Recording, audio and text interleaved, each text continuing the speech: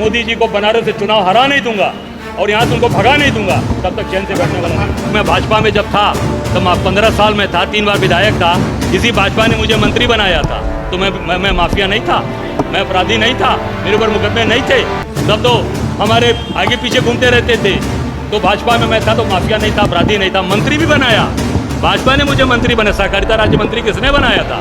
भाजपा ने बनाया था। जरा इसका जवाब उनसे ले लीजिए और जितनी गाली देनी मुझे दीजिए, पर हम सही बात उठाते रहेंगे और देश के प्रधानमंत्री मोदी को घेरते रहेंगे।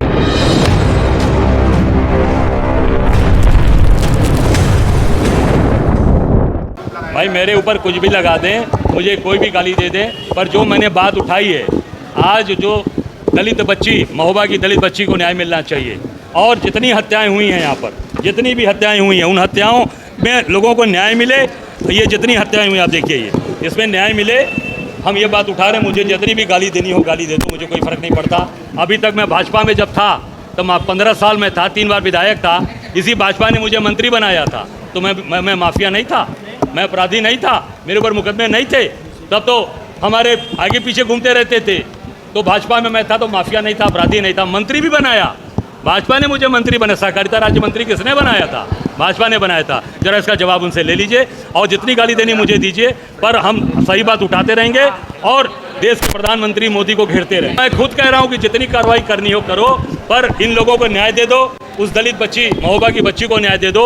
मुझे जेल भेजना हो तुरंत भेजो, मैं उसके लिए भागने वाला नहीं हूँ। मैं भगोड़ा नहीं हूँ इनकी तरह, मैं मैदान में डटने वाला हूँ। और जब तक मोदी जी को बनारस से चुनाव हरा नहीं दूंगा और यहाँ से उनको भगा नहीं दूंगा, तब तक चैन से बैठने वाला नहीं। अरे मुकदमा तो 22 तारीख को ही 23 को करा दिया, अभी तो 13-14 दिन हो गए। तो गिरफ्तारी क्यों नहीं कर रहे हो भाई? गिरफ्तारी करो। क्यों? क्योंकि दम नहीं है। आज दमदारी नहीं है, केवल झूठी बात, केवल प्रताड़ित करने के लिए हमारे लोगों को, हमारे परिवार को, हमको प्रताड़ित करने के लिए काम कर रहे हो। किसी चीज़ में दम नहीं है। अगर गिरफ्तार करना है तो रोहितास पाल के हत्यारों को, जो उनके शूटर हैं, जो मारे गए, हमारा जो साथी मारा गया मेडिकल दवाई व्यापारी जो मुगल सराय का, उसके शूटर कहाँ चले गए? आज जो महोबा में दलित बस्ती के साथ रेप हुआ 16 दिन, वो हत्यारे, वो कहाँ के बलात्कारी?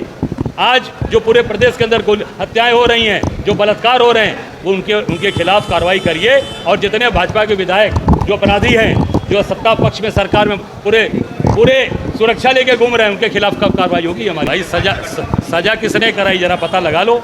सजा हम किसने कराई है? सजा जरा ने कराई है। किशनानंद राय के मुकदमे में कैसे छूट गए, ये भी जरा पूछ लीजिए उनसे कि कैसे छूट गए। और ये जरा पूछ लीजिए जो बड़े बड़े भाजपा के नेता, उसका जवाब दे दो। पूरी तरीके से मोदी जी और भारतीय जनता पार्टी, कांग्रेस, राहुल गांधी और अजय राय से डरी हुई है। वो यही देखिए, तो उनको जितने भी अपराधी हैं, माफिया, उनको संरक्षण किसका मिल रहा है? भाजपा का मिल रहा है।